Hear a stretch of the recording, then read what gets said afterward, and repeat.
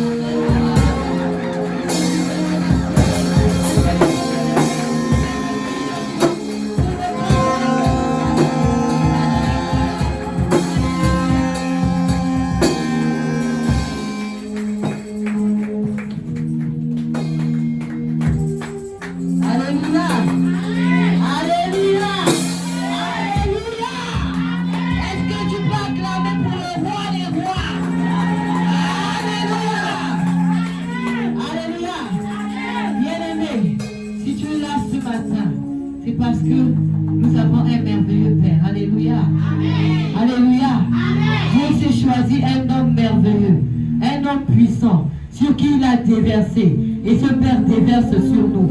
Alléluia. Amen. Ce matin, j'aimerais que tu m'aides à acclamer ce Père qui a fait de nous des enfants qui ne sont pas orphelins. Alléluia. Qui est ce Père qui est pour nous un des pères. Alléluia. Un véritable et merveilleux Père. Alléluia. Aidez-moi à acclamer notre papa, le révérend, qui nous aime.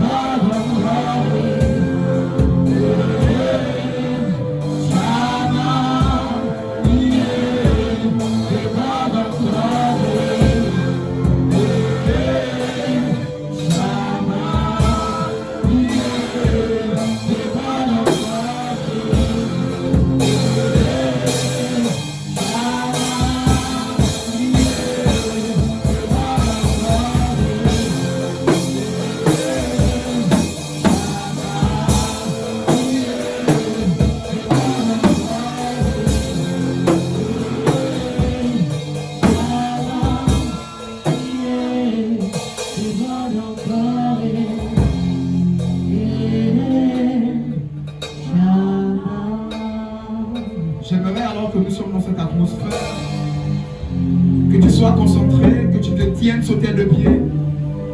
Je disais hier, lorsque nous allons à un mariage à la mairie, quand le maire rentre, tout le monde se lève. Quand nous allons à l'audience, quand les juges, les magistrats rentrent, tout le monde se lève. Mais j'aimerais dire à quelqu'un que le roi de gloire est là. J'aimerais dire à quelqu'un que le ressuscité du troisième jour est là. La Bible déclare là où 2 ou 3 sont rassemblés au nom de Jésus-Christ. Il est là. Je t'invite à réaliser la présence de Dieu. Je t'invite à te disposer à la présence de Dieu. Et avant de continuer ce moment, j'aimerais même acquitter d'un devoir. C'est pas parce qu'il est à la 3e place qu'il est le plus petit. Il est bien plus qu'une huile. Il est bien plus qu'un parfum. Il est bien plus que tout cela. Il est Dieu. Il est Dieu. Et il s'appelle le Saint-Esprit. Sans lui, ces moments sont vides de sens. Sans lui, ce séminaire n'a pas de sens. Sans lui, nous sommes venus perdre notre temps ici. Il s'appelle Shama. L'Éternel est ici. Il s'appelle Shama, qui veut dire l'Éternel est ici. Il est là. Dans les prochaines secondes qui suivent, j'aimerais que tu puisses élever ta voix et que tu puisses bénir le nom de Dieu. Plusieurs dimanches se sont écoulés en cette année 2024, mais il t'a gardé en vie. Nous sommes au dernier dimanche de l'année. Malgré la maladie, malgré les hospitalisations, tu n'es pas mort. Malgré les hauts et les bas, l'Éternel a toujours pourvu à tes besoins. Peut-être tu as passé une nuit affamée, peut-être tu as passé 23 jours sans payer ton loyer, mais il a pris soin de toi. J'aimerais que tu puisses bénir le nom de Shama. J'aimerais que tu puisses bénir le nom du Seigneur. Élève ta voix, commence à bénir le nom du Seigneur.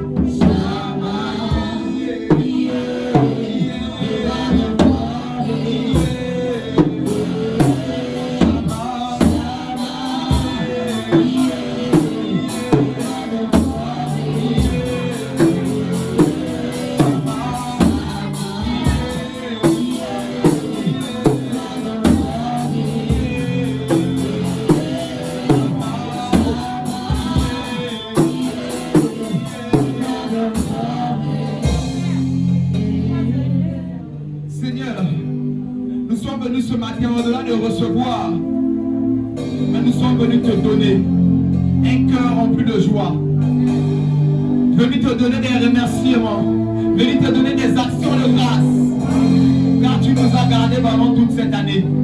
Il y a des gens qui voulaient voir ce jour, qui étaient même meilleurs que nous, mais qui n'ont pas vu ce jour. Mais nous te disons merci pour cela. Malgré les manquements, malgré de fois les situations compliquées, nous te disons merci pour la vie. Il y a des gens qui sont morts, qui auraient voulu avoir le souffle de vie que nous avons aujourd'hui.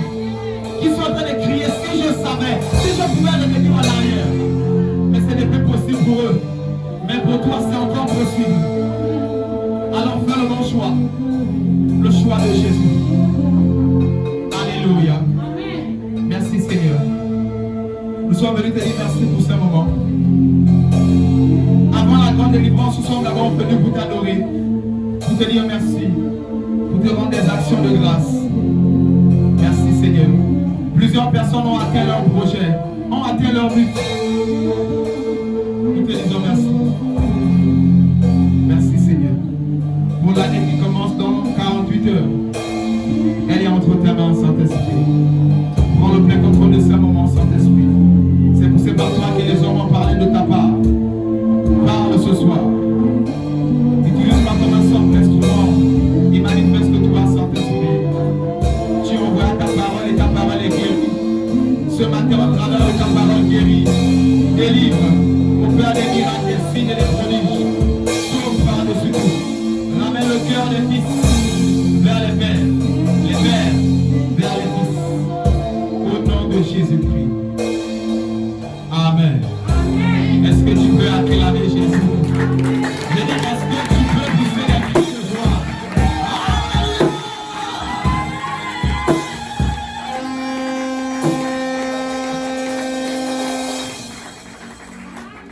Alors que tu es debout, avant que nous puissions passer à la parole, j'aimerais aussi m'acquitter de notre devoir afin d'honorer une personne qui n'est pas la moindre des personnes dans cette maison, qui est la deuxième personnalité de la maison, qui est celle qui ne cesse de me conseiller, de me soutenir au sein de ce ministère. Sans plus tarder, la mère de la maison, le pasteur Emmanuel, mon épouse, est-ce que vous pouvez m'aider à honorer sa vie, s'il vous plaît? Honorer de quelle personne? Ainsi, au sein de cette maison, nous avons des autorités ecclésiastiques, notamment des diacres. J'ai cité le diacre Martin, la diaconesse Evelyne, son épouse, et la diaconesse Anastasie. Aidez-moi à honorer leur vie. La Bible dit honorer de telles personnes. L'apôtre Paul disait à Timothée, honore-les, reçois-les d'une manière digne. Alléluia. Je tiens ici à saluer toutes ces personnes qui m'ont précédé, qui sont passées avant moi par la modération, la louange, l'adoration, le chant spécial. Tous les ouvrières au sein de cette maison, les compagnons de tous ceux qui ont contribué de près comme de loin à l'organisation de ce programme. Est-ce que vous pouvez m'aider à honorer leur vie, à acclamer pour eux, ceux qui sont même juste à l'étranger, qui étaient sensibles à ce programme et qui ont contribué.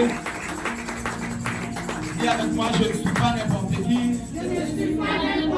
J'ai pour habitude de dire que si on m'appelle pasteur, c'est à cause de toi. Si j'arrive à prêcher, c'est parce qu'il y a une assemblée en face. Est-ce que tu peux acclamer pour ta vie? Tu as effectué le déplacement afin de venir soutenir ce programme, afin de venir adorer Dieu. Alléluia. Gloire au Seigneur. Alors que nous sommes tous debout, j'aimerais que nous puissions passer très vite à la première lecture. Après, nous allons nous asseoir. Notre texte de base du séminaire, 2 Samuel 23, verset 12. Notre texte de base qui est sur l'affiche du séminaire, qui a été annoncé il y a plus d'un mois. 2 Samuel 23, verset 12. Je lis la parole de Dieu dans 2 Samuel 23, verset 12. Chama se plaça au milieu du champ, le protégea et battit les Philistins. Et l'Éternel opéra une grande délivrance. Alléluia. Que la parole de Dieu soit bénie. Je te prie de t'asseoir et d'acclamer la parole de Dieu. Assieds-toi dans la présence de Dieu. Alors, nous sommes au 2e jour de notre séminaire qui a pour thème la grande délivrance. Dis avec moi la grande délivrance. Dis avec moi la grande délivrance. Et notre texte de base nous dit, Chama se plaça au milieu du champ, le protégea, battit les Philistins, et l'Éternel opéra une grande délivrance. Dis avec moi Shama. Shama dont on parle dans le verset que nous venons de lire, Shama se place au milieu du camp. Il s'agit ici du troisième vaillant soldat de David. David, alors qu'il était roi, il avait des vaillants soldats et des vaillants héros. Et l'un d'entre eux s'appelait Shama. Dis avec moi Shama. J'aimerais dire à quelqu'un que Shama, ce nom que portait ce vaillant héros était symbolique. Que veut dire Yahweh Shama? Shama veut dire l'Éternel est ici. En hébreu, Shama veut dire l'Éternel est ici. J'aimerais dire à quelqu'un, alors que l'Éternel est au milieu de nous, de la même manière que par Shama, il s'est positionné au milieu du camp. Et il a commencé à battre les Philistins. Il a commencé à anéantir les ennemis jusqu'à donner non la délivrance, mais la grande délivrance à Israël. Je lève ma main sur l'autel de Dieu. Je décrète et déclare que ce matin, le Dieu qui est au milieu de nous, qui s'appelle Yahweh Shama, t'accorde la grande délivrance au nom de Jésus. J'ai dit t'accorde la grande délivrance au nom de Jésus. Ton amen n'est pas venu jusqu'à cet autel. Ton amen n'est pas venu jusqu'à moi.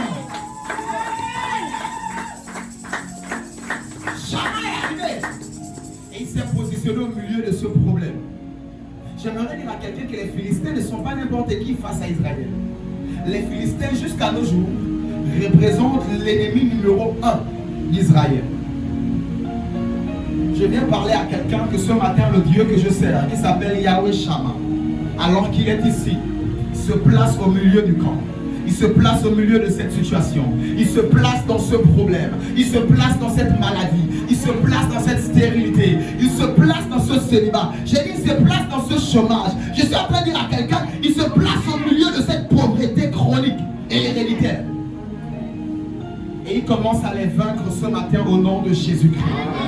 Il les bat ce matin au nom de Jésus-Christ. De la même manière que Shama s'est positionné et il les a vaincus, je décrète et déclare, Shama que nous nous servons, qui s'appelle Yahweh est ici. Que donne la victoire au nom de Jésus-Christ. Que donne la guérison au nom de Jésus-Christ. Que donne le travail au nom de Jésus-Christ. Que donne la santé au nom de Jésus-Christ. T'accorde l'enfantement au nom de Jésus. C'est là qu'il est écrit que la stérile enfante cette fois. Je décrète et déclare, reçois tes 7 enfants ce matin au nom de Jésus-Christ. C'est là qu'il est écrit qu'il n'est pas bon que l'homme ou la femme soit seul. Je décrète et déclare, reçois ton mariage au nom de Jésus-Christ. C'est là qu'il est écrit que par les meurtrissures de Christ, nous avons été guéris. Je décrète et déclare alors que Shama est ici. Je libère ta guérison au nom de Jésus-Christ. Reçois ta guérison au nom de Jésus-Christ. Reçois ta guérison par les meurtrissures de Christ au nom de Jésus. Et avec moi, je reçois. Acclame cette déclaration ce matin.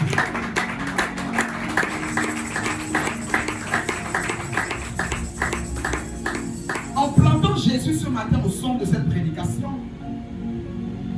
j'aimerais faire comprendre à quelqu'un que Shama est venu au milieu. Shama est un gentleman. Le Dieu que nous servons, sachant bien que l'aveugle est aveugle, et Bartimée en train de l'appeler fils de David, viens à moi. Il sait que l'aveugle est aveugle et que l'aveugle veut qu'il puisse le guérir. Il demande quand même à l'aveugle, qu'est-ce que tu veux que je puisse faire pour toi? Notre Dieu est un gentleman. Il peut voir un besoin, mais il aime lorsqu'on l'invite. C'est comme ça que pour inviter Shama au milieu de nous, dans ce problème, il nous faut l'inviter.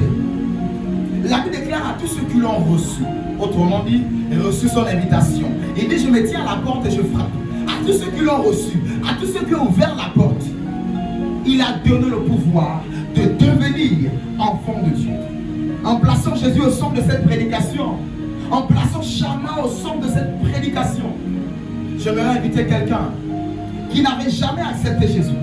J'aimerais inviter quelqu'un qui avait rétrogradé, qui avait abandonné, à se réengager à nouveau dans ce chemin. Il est celui qui guérit véritablement. Il ne fait pas semblant de délivrer, mais il délivre véritablement.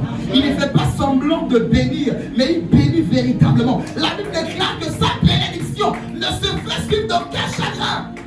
Pour dire que le diable peut bénir, l'onganga peut bénir, les sectes pernicieuses peuvent te donner la bénédiction, ce que les hommes appellent bénédiction matérielle. Mais en réalité, ça se fait sur des chagrins. Quelqu'un te dira, apporte ton enfant. Quelqu'un te dira, sacrifie-moi quelque chose. Même si tu me diras, l'onganga va demander seulement une poule. Mais si tu pouvais avoir les yeux ouverts et savoir que, ça veut dire que quand l'onganga a égorgé la poule là, c'est que ça a représenté dans ta vie qu'il a tué.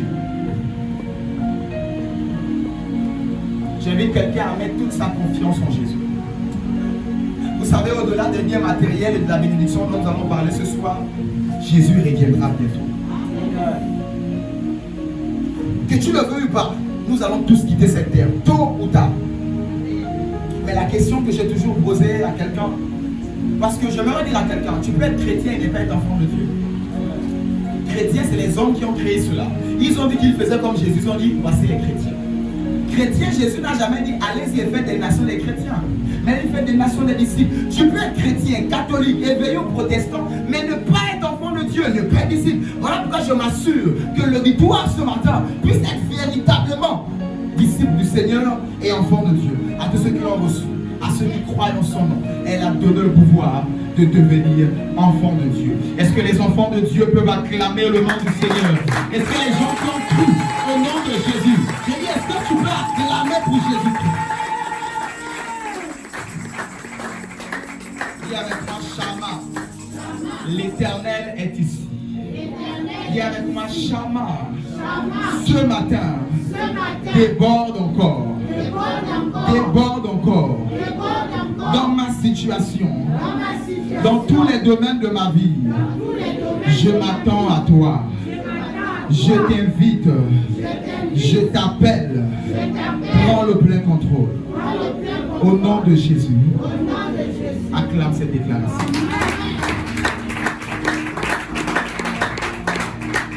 Pendant qu'on adorait aujourd'hui, l'Éternel me montrait cette vision que le prophète avait eue dans la Bible, où les os quittaient les stades au niveau de la cheville, arrivaient aux genoux, des genoux aux reins, des reins à l'épaule, et l'épaule après il était englouti par la gloire de Dieu. C'était des os qui sortaient du seuil de la porte du temple. L'eau, la parole, la bénédiction. Et après ça a commencé à monter et à monter. Et quand on adorait, je voyais cette vision dans mon esprit tout à l'heure, où je voyais la puissance et la gloire de Dieu monter dans la salle. Je viens garantir à quelqu'un que ce matin, ta situation a trouvé la solution. Amen. Je viens garantir à quelqu'un que ce matin, le Dieu que je sers te guérit au nom de Jésus-Christ. Il envoya sa parole et sa parole les guérit. Alors que ma main est levée sur l'autel de Dieu, je décrète et déclare que la puissance de Dieu monte ce matin au nom de Jésus-Christ. Que la puissance de Dieu monte ce matin au nom de Jésus-Christ. Que la puissance de Dieu proportionnellement à ta situation monte au nom de Jésus-Christ de Nazareth. Acclame le Seigneur très fort alors que l'ancien est en train de monter. Acclame le Seigneur très fort alors que les eaux de la puissance de Dieu sont en train de monter. Alléluia. Le sous-thème que nous allons aborder ce matin, c'est de Dieu, la dette a été payée. La dette a été payée. Alléluia. Le texte que nous avons vu hier, 1 Jean, lisons-le, 1 Jean 9, 1 Jean 3, je vais lire, versets 5 à 8. 1 Jean 3, versets 5 et 8. 1 Jean 3, versets 5 et 8. 1 Jean 3, versets 5 et 8. 1 Jean 3, versets 5 et 8. Or, vous le savez, Jésus a apparu pour ôter les péchés, et il n'y a point en lui de péché. Verset 8. Celui qui pêche est du diable, car le diable pêche dès le commencement. Le Fils de Dieu apparut afin de détruire les œuvres du diable. Alléluia. Amen. Je viens ici dire à quelqu'un, en rappel et en introduction, par rapport à tout ce qu'on a eu à dire hier, dans les deux textes que nous allons lire, 1 Jean 3, versets 5 et 8, Jean nous parle ici de l'ordre de mission du Seigneur. Au verset 5, il apparut premièrement pour vaincre le péché. Au verset 8, il apparut pour détruire les œuvres des ténèbres. Je disais hier dans Romains 8 verset 3 que le péché est condamné à la chair. La chair ce n'est pas toi, la chair c'est ton vêtement. Et la Bible nous dit que impossibilité pour un enfant de Dieu de pécher. Est-ce que la Bible se contredit? J'aimerais dire à quelqu'un que cette affaire de péché est une affaire de position. Il nous a fait asseoir dans les lieux célestes en Christ. Comme je disais hier, plusieurs personnes se sont lancées dans ce combat de vaincre le péché. J'ai 15 ans de sanctification. J'ai 20 ans, je n'ai pas bu le vin. J'ai 18 ans, je ne suis pas sorti avec une femme ou un homme. C'est là où Jésus a dit, ce combat-là n'est pas le vôtre. Parce que ce n'est plus l'action. Mais c'est maintenant rien que la pensée. Tu as pensé boire, tu as déjà bu. Elle est passée, tu as pensé quelque chose, tu as déjà commis. Tu as juste eu l'intention de le faire. Le Seigneur Jésus a dit, ce n'est plus seulement l'action, mais c'est maintenant les pensées. Pour montrer aux hommes que cette affaire de péché, ce n'est pas ton affaire, ce n'est pas ton combat. Hier, nous l'avons vu en Ézéchiel 28, verset 15, que le diable était intègre. Donc quand on dit que le diable est le père du mensonge, le père du péché là, avant qu'il ne soit père, il était d'abord intègre. Il craignait Dieu, il adorait le Seigneur, il louait l'Éternel. Même lui, le diable, j'aurais dit, il était encore Lucifer, il a été battu par monsieur le péché. Je disais hier. Tu vas me dire que c'est un esprit. Adam, tout fraîchement sorti du moule de Dieu. Toi, tu es la copie d'Adam. Mais lui, l'original, tout fraîchement créé par Dieu, a été vaincu par monsieur le péché. C'est pas toi la copie qui est là. Après des siècles, des années après, qui pourra vaincre le péché. Je disais, demandez à tous ceux qui sont lancés dans le défi, je ne vais plus jamais faire ça. Je ne vais plus ceci. Comment ça a terminé? Demandez à toutes ces personnes qui ont dit moi j'ai 15 ans, j'ai 20 ans de ça. Demandez-les comment ça a terminé. Pourquoi je m'attarde là-dessus? Comme je disais hier, le premier problème que Jésus est venu régler, c'est le péché. Avant d'abord de détruire la sorcellerie et les démons. J'aimerais dire à quelqu'un que véritablement, lorsqu'il était à la croix et qu'il a dit tout est accompli, le péché a véritablement été cloué en son corps à la croix et le péché a été véritablement vaincu. Voilà pourquoi tu vas me dire je suis né de nouveau, mais ça m'arrive de pécher de fois, ça m'arrive de fois. Non, en réalité, c'est ton vêtement. Parce que sur le temps que tu es sur la terre, tu es dans ce corps. Et Romains 8.3 nous dit que le péché est condamné, attaché à la chair. Dis avec moi, je ne suis pas le corps. Le corps est mon vêtement. Le corps est mon vêtement. Voilà pourquoi le diable se servant beaucoup sur tes fautes, il te fait porter des culpabilités et des charges qui t'empêchent de t'épanouir en Christ. Je disais qu'il y a des personnes qui ne veulent pas suivre ton Jésus parce que tu fais le combat qui n'est pas à toi. Et les gens maintenant trouvent que la vie chrétienne est dure, difficile. Et d'autres fruits même disent non, je ne peux pas y foutre. Parce qu'ils veulent faire un combat qui n'est pas le leur. C'est le combat du Seigneur. Ainsi, je rappelle à quelqu'un, même s'il arrive des faiblesses et des fautes, 1 Jean 9 nous dit que le sang de Jésus, qui est le seul digne et fidèle de nous pardonner et de nous purifier de toute iniquité. Le pardon est déjà disponible il y a plus de 2000 ans. La grâce est déjà disponible il y a plus de 2000 ans. Est-ce que tu peux acclamer pour le sacrifice de Jésus-Christ à la croix?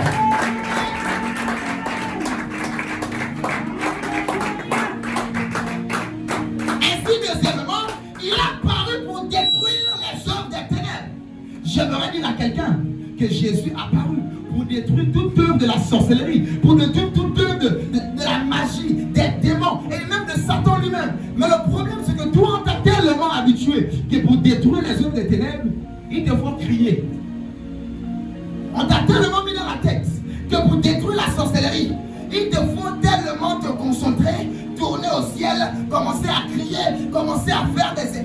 Bien-aimé, je veux dire à quelqu'un, ce ne sont pas tes cris qui font fuir le diable. Ce ne sont pas tes manigances et les choses que tu fais qui font fuir le diable. C'est Jésus qui a détruit les œuvres des ténèbres. Je vais vous dire quelque chose. À cause du temps, parce que je suis encore en introduction, Acte 9, verset 3 à 5. Acte 9, verset 3 à 5, tu peux te mettre à la page, mais je vais paraphraser à cause du temps. Acte 9, verset 3 à 5, qu'est-ce que ce passage dit? La Bible nous parle ici de Saul, avant qu'il ne devienne l'apôtre Paul. Dis avec moi Saul. Dis avec moi Saul. Il a rencontré Jésus-Christ sur la route de Damas. Mais qu'est-ce qu'il allait chercher à Damas? Saul s'est levé et il a dit, je vais attaquer Ananias, l'église, parce que le pasteur de l'église de Damas, c'était Ananias. Et Paul s'est levé, il a dit, je vais attaquer Ananias, je vais attaquer l'église de Damas. Sur la route, la Bible dit qu'il vit une grande lumière. Acte 9, 3 à 5. Il vit une grande lumière qui lui est apparue. Et qu'est-ce que lui dit la lumière? Il dit, mais Saul, Saul, pourquoi me persécutes-tu? Et Saul dit, Seigneur, qui tu es? Il dit, je suis Jésus-Christ que tu persécutes. Je me suis posé la question, à quel moment Saul s'est levé pour aller persécuter Jésus-Christ à Damas? Il s'est levé en réalité, c'était pour aller persécuter Ananias. Mais Jésus-Christ s'est substitué à Ananias. Jésus-Christ a pris la place d'Ananias. Ananias ne savait même pas que quand il est en train d'adorer et prier là, Jésus a déjà arrêté l'œuvre des ténèbres qui s'arrêtait, qui s'avançait contre lui. C'est comme ça que tu dors, tu te réveilles, le voisin ne te salue pas. Tu te dis, oh non, le voisin là c'est un sorcier. Non, c'est la lumière de ton Dieu qui l'a frappé la nuit. Amen. Et quand tu vois qu'il ne te salue pas, tu vois déjà la prière, j'abat, j'annule, j'anéantis. Non, non, non, non, non. C'est parce que je suis en train de dire à quelqu'un, celui qui détruit les œuvres des ténèbres, il est en toi. C'est une lumière, il est en toi. Je vais dire à quelqu'un, nous n'avons plus rien à faire pour détruire les œuvres des ténèbres. Jésus a déjà tout fait. Il a dit, tout est accompli. Et voilà pourquoi il a fait de nous des disciples. Je disais hier que les démons ont réussi à chasser les démons et ils venaient Jésus. Mais même les démons nous sont soumis. C'est parce que Jésus a fait d'abord tomber Satan du ciel. Il a dit, calmez-vous. J'ai vu le diable tomber. Et voilà pourquoi quand il était au sol, vous avez réussi à le shooter. Nous sommes disciples du Seigneur. Nous ne fabriquons pas autre chose. Mais nous devons marcher dans les pas du Seigneur. Nous rentrons dans la victoire face à la sorcellerie de notre famille par notre foi en Jésus-Christ. C'est pas par nos c'est pas par nos choses là, mais c'est par notre foi d'abord en Jésus-Christ. Ananias n'a pas fait un combat spirituel. Mais Ananias avait tout simplement la foi en Jésus. Et les œuvres des ténèbres qui s'avançaient en char et en chevaux contre lui se sont arrêtés. Je suis en train de dire à quelqu'un, quand tu pries le Seigneur, quand tu es né de nouveau, même quand tu dors, le Seigneur veille sur toi. La Bible dit qu'il est l'Éternel des armées, qui ne veille ni ne sommeille. Le problème, c'est qu'on t'a beaucoup fait croire que quand tu ne pries pas avant de dormir, les sorciers vont venir te manger. Et tout enfant de Dieu, parce qu'on t'a mis ça dans la tête, automatiquement, quand tu dors, tu fais des cauchemars, et tu dis, oh oui, je n'ai pas prié avant de dormir. Est-ce que j'encourage quelqu'un à ne pas prier avant de dormir? Non. Mais je suis en train de dire à quelqu'un, même s'il arrive que tu es fatigué, tu n'as pas fait les sorts, Satan, je barricade ma maison, les anges de l'Éternel veillent sur toi. Amen. Il dit dans le psaume, l'ange de l'Éternel campe autour de tous ceux qui le craignent, afin de les arracher de tout danger. Comme je disais hier, quand le sorcier rentre dans ta maison, là, les anges sont en congé. Ou bien, ils sont allés en vacances, ils sont allés se balader un peu. Quand tu vois un peu les démons partout là, ils sont allés, c'est-à-dire les anges qui doivent veiller sur toi en tant qu'enfant de Dieu, sont allés en vacances ou bien. Alors ce que je doute de ta nouvelle naissance, comme je disais hier. Alors ce que je doute que tu sois véritablement enfant de Dieu. Parce que si tu es véritablement enfant de Dieu, je disais hier, il n'y a que les voleurs qui voient le vol partout. Il n'y a qu'un voleur qui voit un voleur partout. Il n'y a que les pécheurs qui voient le péché partout. Quand tu arrives à l'église, ils chantent la péché. La sécurité, la péché. C'est les pécheurs qui voient le péché partout. C'est un voleur qui voit le voleur. Ça dit que quand tu es là, c'est un voleur qui reconnaît notre voleur. Un fumeur de chambre reconnaîtra plus facilement un autre fumeur de chambre. Un bandit, même s'il te voit en veste, il saura que toi aussi, ça c'est un fait mal. Même s'il est en veste là, son langage là, c'est un bandit. Il n'y a qu'un bandit pour reconnaître l'autre. Voilà pourquoi quand toi tu vois le péché partout là, on t'invite dans une église, péché. Alors, tu es péché, toi tu es encore dans cette affaire de péché.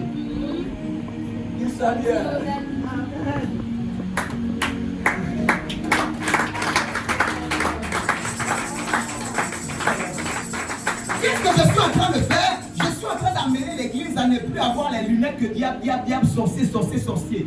Tu arrives dans un travail, premièrement, tu as déjà localisé les démons, le sorcier.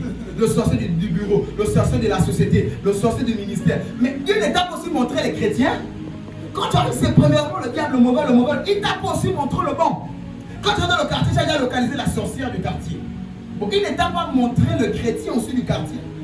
Ceux qui craignent du quartier, ça veut dire que quelque part notre vie chrétienne va dans un sens qui n'est pas de celui de Dieu. Il y avait des attaques qui venaient véritablement et spirituellement. Parce que Saul était possédé par le diable lui-même. Quand tu vas tuer l'église t'a fait quoi? C'est que c'est le diable qui t'a dit. Donc le diable spirituellement l'attaquait, le diable physiquement par Saul l'attaquait. Mais Ananias n'a même pas donné du temps au diable. Ton problème c'est que tu donnes du temps au diable. Lui il restait à prier, à faire toujours son culte à l'église de Damas. Et Dieu seul a arrêté. J'amène quelqu'un 2025 alors que nous l'avons affiché 2025, l'année des exploits, à vivre une vie et toute une année des exploits. La Bible dit un seul jour de vengeance et une année de grâce. Plusieurs vivent maintenant toute une année de vengeance et un seul jour de grâce. Parce qu'ils n'ont pas compris. Je disais hier, Descartes disait je pense donc je suis. Si tu penses que ta vie ce n'est que combat, toute ta vie ne sera que ça. Ainsi, l'Éternel disait à Josué, vois, je te livre. Pour dire à Josué, vois d'abord que je t'ai livré Jéricho et après tu vas posséder. Donc change ton système de pensée. Les malades sont là, Jésus dit que le malade dit que je suis guéri. Que le pauvre dit je suis riche. Mais le pauvre dit comment? Parce qu'il sait que tu ne peux pas parler sans penser. Tu ne peux pas parler sans imaginer. Donc il t'amène d'abord à changer de pensée. La pauvreté n'est pas une affaire de compte gardé ou pas. C'est une mentalité. La pauvreté est une mentalité. La maladie est d'abord une affaire de mentalité. D'où quand quelqu'un a le sida, premièrement on ne l'amène pas d'abord, on l'amène d'abord chez un psychologue. Premièrement pour que sa tête n'est pas. Plus tu penses, plus tu t'affaiblis. Mais il y a des gens qui peuvent te montrer sur le sida, tu ne crois même pas. Tout est ici. Amen. Acclame aussi.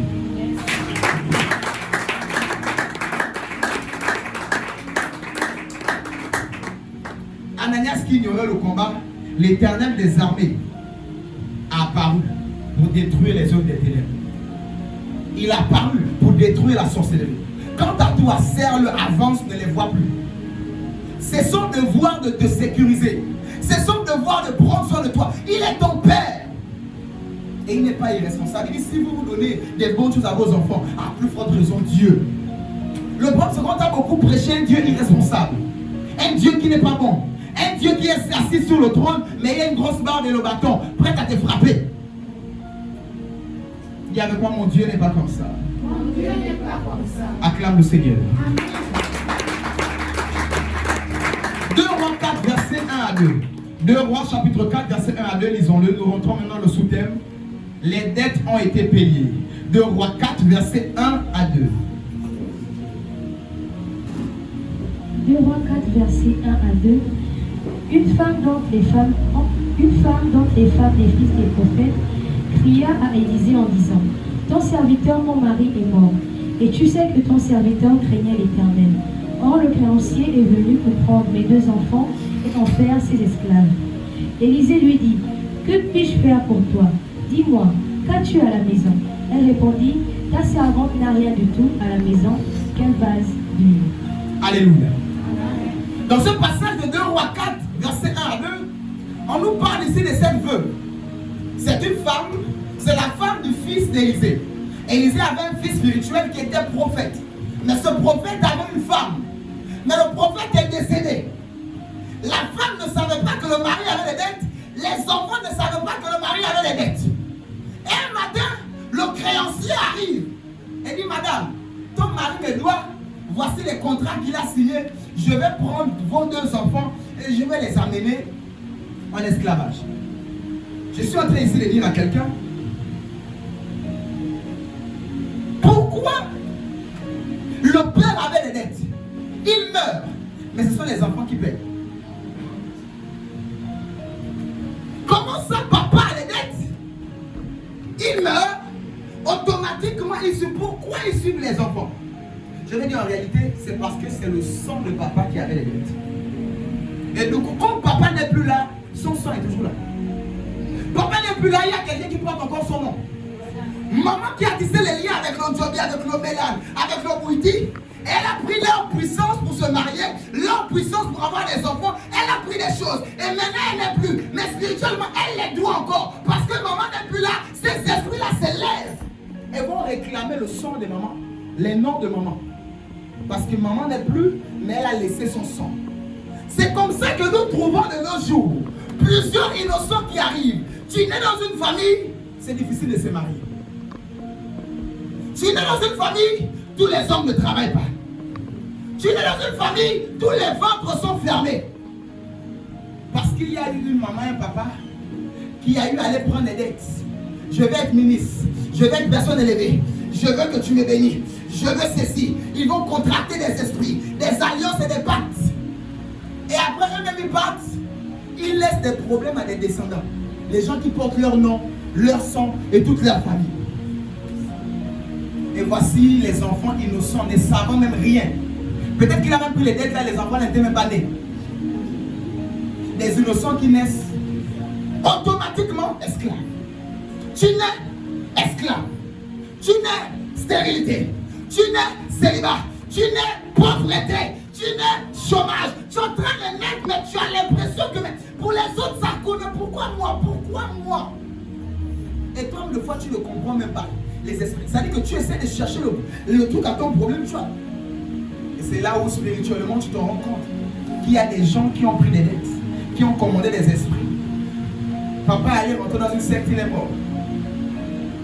Papa n'est plus, mais son sang. Et du coup, tous les contrats, je vais dire à quelqu'un, il n'y a pas plus malhonnête que le diable lui-même.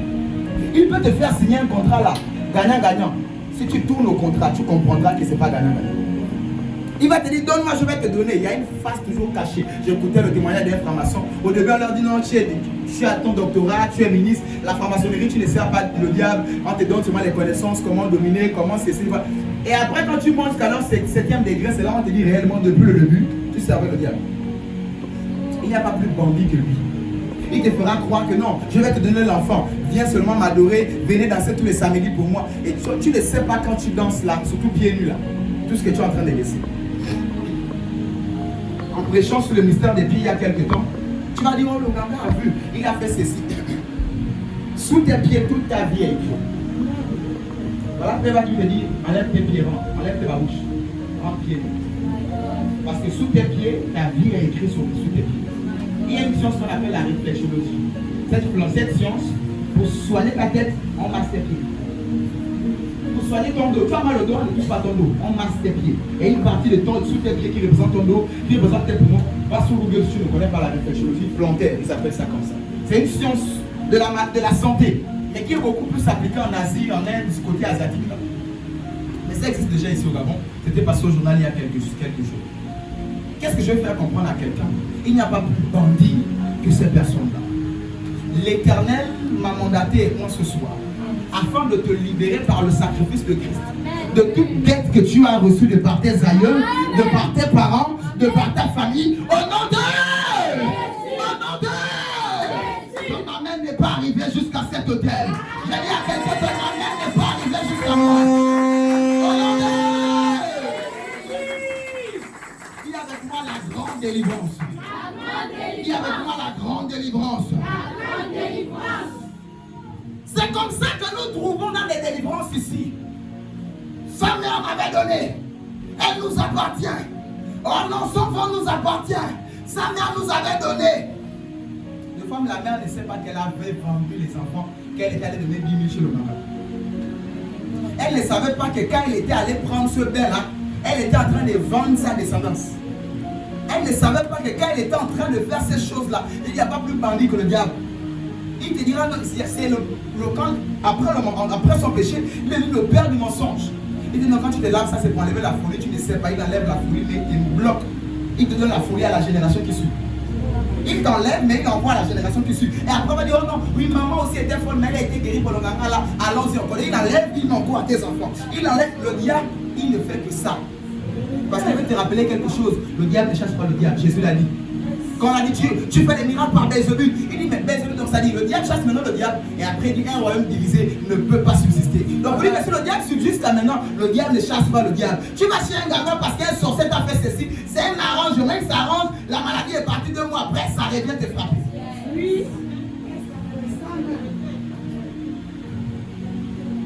Il m'a oint ce matin pour ta délivrance au nom de Jésus.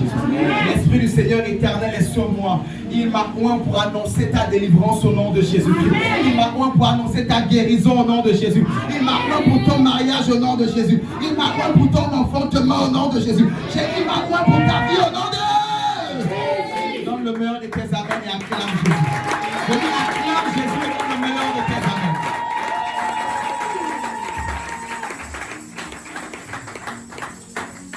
Genèse 15 au verset 13. Je vais paraphraser. Genèse 15 verset 13. Genèse 15 verset 13. C'est l'Éternel qui apparaît à Abraham. Dans l'obscurité, dans le noir. Et il dit à Abraham, mais 4 générations de tes descendants iront en esclavage en Égypte. Abraham aussi dit, oui, amen. Il y a eu des pères irresponsables de foi comme les Abraham. Comment nous sommes arrivés à là? Quand tu arrives au premier verset, nous sommes au chapitre 15, verset 13, mais si tu arrives depuis au verset premier, tu commences à le lire, tu comprends qu'Abraham est là, il est en train de s'inquiéter. La nuit, il regarde les étoiles. Ah Seigneur, tu vas me donner l'enfant quand? Dieu lui dit, regarde les étoiles. Tu vois toutes les étoiles là, tu arrives à les compter. Il dit, non Seigneur, je n'arrive pas à les compter. Après, l'Éternel lui dit, tes enfants seront ce nombre-là. Et c'est après là maintenant que le nuage arrive. L'Éternel lui parle d'abord d'Isaac qui va arriver, tout ça là. Et après, il lui dit, 4 générations de tes enfants iront en esclavage. Où je veux en venir? C'est comme ça qu'il y a des pères, des chefs de famille, des mères, des arrière-parents qui sont allés commander des enfants à cause de la stérilité à des divinités. Et la divinité derrière lui a dit, tu auras Isaac et tu auras la multitude. Les 4 générations de toi iront en esclavage. C'est-à-dire que tu ne le veux pas, parce que tu es sorti de la famille d'Abraham, dans les 4 générations là, tu deviendras esclave. Tu nais esclave. Et ces réalités sont nombreuses en Afrique. Tu nais problème d'enfantement. C'est comme ça qu'il y avait une dame qui s'était mariée vierge, mais elle a problème d'enfantement. Tu n'as jamais fait avortement, tu n'as même jamais connu d'homme. Tout chez toi était normal. Et tu t'es mariée vierge. Et même des grands problèmes de stérilité. Vous allez expliquer ça comment? C'est comme ça qu'il y a des personnes qui héritent des malédictions. Des têtes des parents, des têtes des grands-parents, des têtes des aïeux. Mais je vais dire à quelqu'un, je me tiens sur l'autel de Dieu. Il y a un sacrifice qui a été donné afin de payer la dette.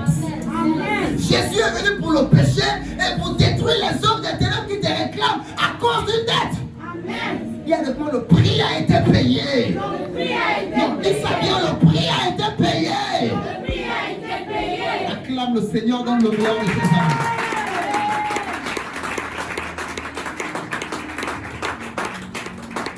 C'est comme ça que j'ai connu une jeune fille. On était tous jeunes, on a grandi ensemble. 10 ans, 11 ans du côté de Zion. Au feu rouge à l'époque. C'était même pas encore les changements. Cette jeune fille, que je connais même encore aujourd'hui, était brillante à l'école. Nous, on était à cette époque-là en Zion Lac. Qui s'inondait, je ne sais pas si ça s'inonde même toujours. Zion Lac. Au primaire. Et elle était à IA. Quand on a changé le nom, c'est à côté de l'école primaire. Quelque part là, et elle était excellente à l'école. Brillante à l'école. Nous là même au primaire, on buvait même un peu les tasses. Mais elle était brillante. Bizarrement, elle a commencé à grandir un jour, alors que le perchoir était encore le perchoir. J'habitais à la cité de la Caisse. Je passe là au couloir, je descends au 5, j'étais à Sobraca, donc je descends. Le bus de 22 me laisse au 5. Au 5, je passe par le perchoir pour aller à la cité de la Caisse où j'habitais à l'époque avec mon épouse. Ah, c'est qui que je vois là? Elle est en train de faire le trottoir en pleine nuit. Quelqu'un qui avait de l'avenir et de l'espérance, qui avait des dons et des talents, ne comprenant rien. Un matin, elle s'est levée, elle a commencé à traîner avec des bandits et a commencé à vivre du trottoir. Je vous dis, elle est moins âgée que moi de 1 ou 2 ans. Donc imaginez la jeunesse. Imaginez à quel point elle est jeune même encore d'actualité. Où je veux en venir? Je parlais et le Seigneur m'ouvrait les yeux et me montrait son grand-père que je connais très bien. Qui miraculeusement un jour comme ça a commencé à percer dans le quartier. Nzayon qui était Nzayon bidonville. Une maison a commencé à germer de nulle part au milieu des maisons en planche. Une maison a germé de nulle part au milieu de quelque chose. Je suis même que complexé. Et le Seigneur me disait, voici les dettes qu'elle, la petite fille, est en train de payer à cause du grand-père. Il y a des innocents qui héritent des malédictions. Il y a des innocents qui naissent dans des familles. Ce n'est pas à cause de toi. Le problème, ce n'est même pas toi, mais à cause du sang que tu hérites. La Bible dit dans Ézéchiel que l'âme est dans le sang. Mais l'âme, c'est les facteurs émotionnels, facteurs intellectuels, l'épanouissement, la joie, le bonheur. Tout ça là, c'est dans l'âme, c'est l'âme. Mais l'âme est dans le sang. Mais si le sang a des interdictions, ton âme sera toujours malheureuse. Parce que l'âme est dans le sang. Si le sang a des liens, des réclamations, le sang a des interdits, ton âme sera toujours interdite. Voilà pourquoi je te ramène à réaliser ce que l'Éternel est sur le point de faire ce matin dans ta vie. C'est comme ça que Jésus arrive, Luc 2, 31, pour ceux qui notent, Luc 2, 31, Luc chapitre 2, verset 31, Jésus arrive et il parle à Pierre. Il dit, Simon, Simon, le diable vous a réclamé pour vous piler comme un froment.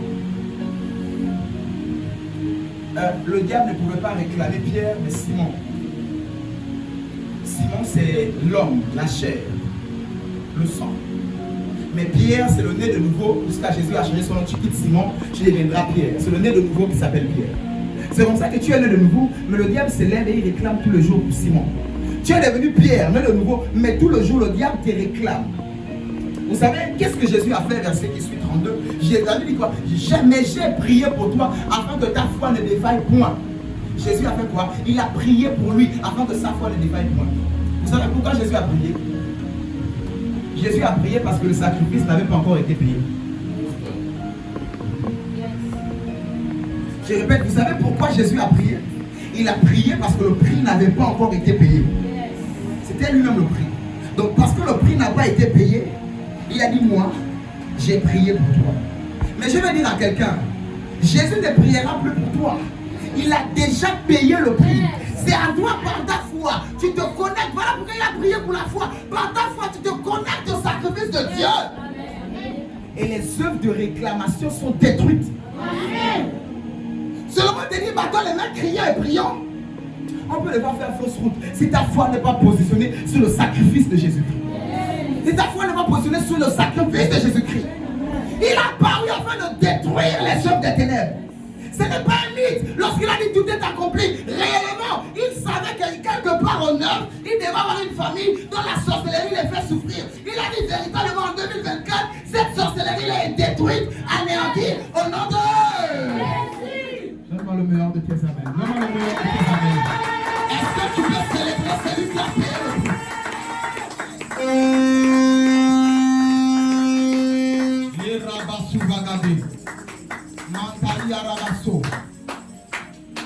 Que fit Jésus? Il a prié parce que le prix n'était pas encore payé. Dis avec moi, le prix a été payé. Le prix a été payé. En retournant dans notre texte de base de 2 Rois 4, je vais même le relire moi-même. Dans le texte de 2 Rois 4, le verset 2 et 7. Verset 2 et 7. 2 Rois 4, verset 2 et 7. Nous retournons dans ce texte. Verset 2, je lis. Élisée lui dit, que puis-je faire pour toi? Dis-moi, qu'as-tu à la maison? Elle répondit donc, la veuve, ta servante n'a rien du tout à la maison qu'un vase d'huile. Vous savez, cette phrase me rappelle quelqu'un. Ta servante n'a rien du tout qu'un vase d'huile. Avant d'y arriver, permettez-moi de lire le verset 7. Le verset 7 dit, elle alla le rapporter à l'homme de Dieu et lui dit, va vendre l'huile et paye ta dette. Et tu vivras, toi, tes fils, de ce qui restera. Elle n'y en a que l'huile. Et de l'huile seulement qu'elle a. Le Seigneur lui a dit, après, va prendre cette huile, va chercher des vases. Transvase cette huile-là dans tous les vases. Donc un seul vase, lui, il a rempli une centaine de vases. Et après, le prophète lui dit, va prendre cette huile et va vendre. Je reviens maintenant à la question que je vous ai posée. Ça me rappelle un verset biblique lorsqu'elle a dit, je n'ai uniquement que cette huile pour payer ma dette. Jean 3,16 me dit, car Dieu a tant aimé le monde qu'il a donné son fils. Son fils. Son fils. Cette dame, pour payer sa dette, elle n'avait uniquement que lui. Mais que veut dire l'huile? Jésus veut dire sauveur. Christ veut dire oint. Huile. Jésus-Christ veut dire sauveur oint. Jésus-Christ veut dire sauveur oint. Et oint, on parle d'huile. Et elle dit, je n'ai que l'huile là. Et Dieu aussi, pour payer nos prix, a dit la même chose. Je n'ai que mon fils unique. Il a demandé qui je peux envoyer la Bible, une demi-heure de silence au ciel. Personne ne peut parler. Après, il dit, je n'ai que mon fils unique. Pour payer le prix de l'humanité, je n'ai que mon fils unique. Pour la délivrance de quelqu'un, je n'ai que mon fils unique. Pour le mariage de quelqu'un, je n'ai que mon fils unique. Je dis pour la bénédiction de quelqu'un, je n'ai que... Le seul oint que j'ai, qui s'appelle Jésus-Christ. Et j'ai aimé cette phrase. Parce que la Bible nous parle des vases. Vase à usage vil, vase de terre et vase d'or. Dis avec moi, je suis une vase. Un vase. Un vase, merci beaucoup. Dis avec moi, je suis un vase. Je suis un vase. Dis avec moi, je suis un vase. Je suis un vase. L'Éternel lui a dit, va chercher des vases. Va chercher des autres mains. Va et va les remplir d'huile. Voilà pourquoi Jésus est venu sur la terre et il s'est répandu par une huile le jour de la Pentecôte. Je déclare et déclare. Alors que l'huile de la Pentecôte est au milieu de nous, on reçoit ta délivrance au nom de Jésus-Christ. Alors que l'huile de la Pentecôte est ici, on reçoit ta délivrance au nom de Jésus. On reçoit ta délivrance au nom de Jésus. On reçoit ton miracle au nom de Jésus. Donne-moi un amen qui déchire le ciel. Donne-moi le nom de Père Carrément. Donne-moi un amen.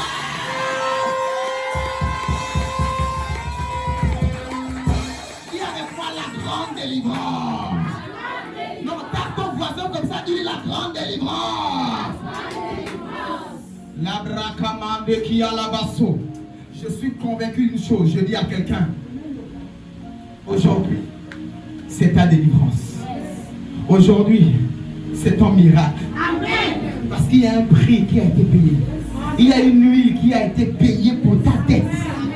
Et au verset 7 que nous avons lu, elle lui a dit quoi?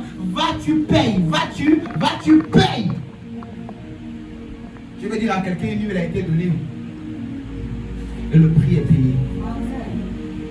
Le créancier n'a plus le droit à partir de ce jour de venir réclamer ta tête pour te rendre folle.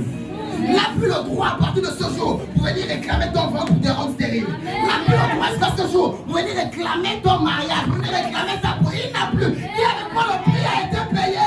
Le prix a été payé. Et avec moi, le prix a été payé. Le prix a été payé. Amen.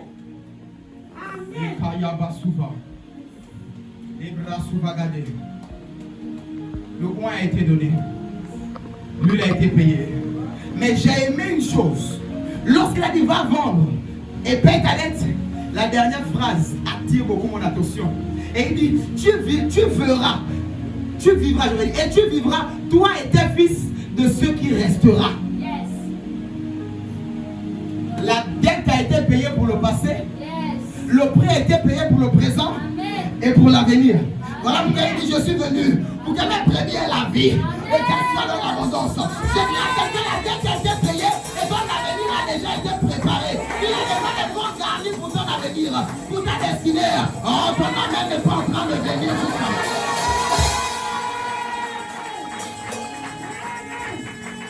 donc pourquoi l'huile, Jésus-Christ a payé non seulement pour les dettes de tes parents, donc tu es libre. Et maintenant, à partir de là, je recommence à zéro.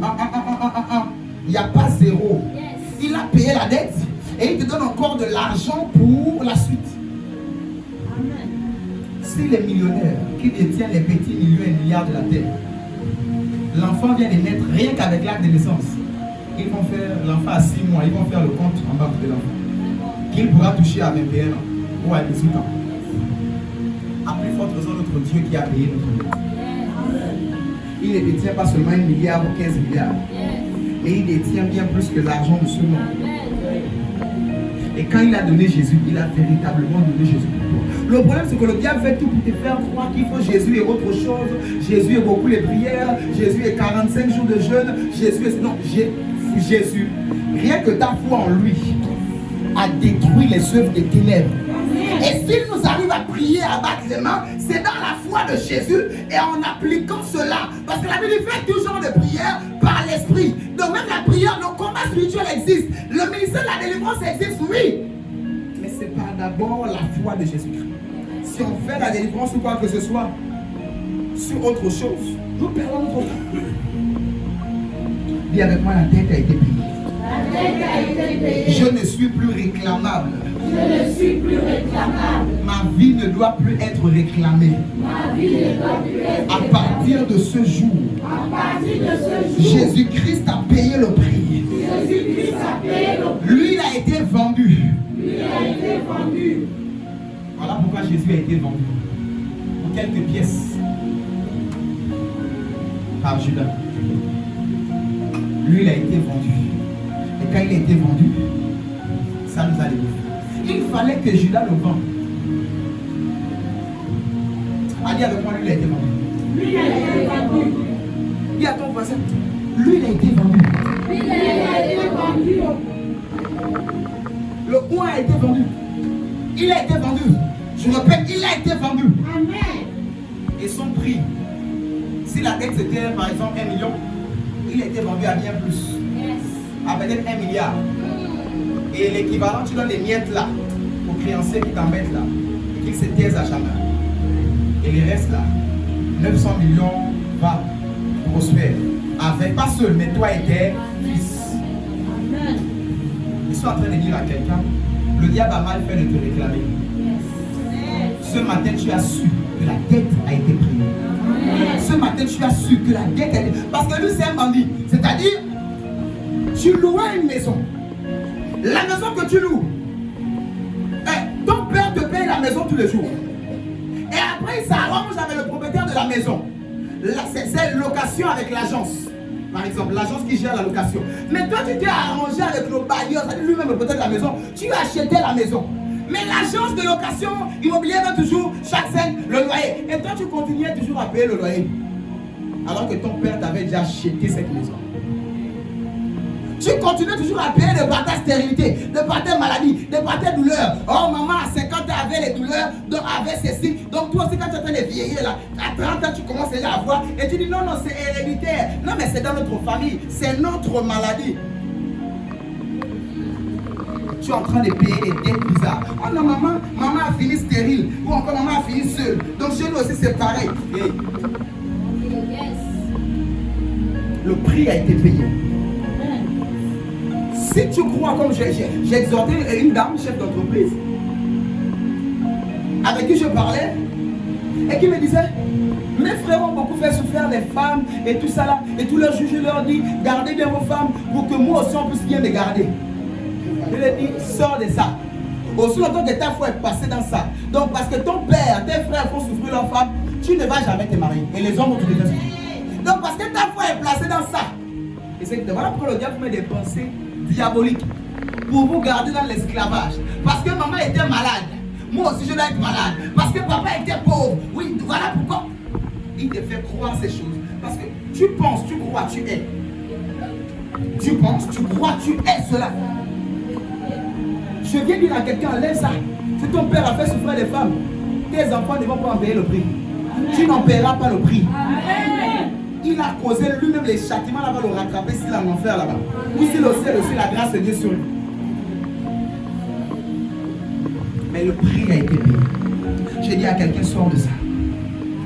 Oh non, quand j'ai fait souffrir une fille là, elle a dit que moi et mes enfants, ma fille aussi va payer le prix. Dis avec moi, le prix a été payé. Si on a dit ça à mes parents, si on a dit ça à mes parents, le prix a été payé. Je suis délivré. Le diable vous fait croire à plusieurs choses pour vous faire douter et vous faire vivre une vie malheureuse sur la terre. Alors que le prix a été payé. Tu ne devrais plus payer ce loyer. Ton père t'a acheté cette maison. Dis encore avec moi, le prix a été payé. Le prix a été payé. Acclame cette déclaration.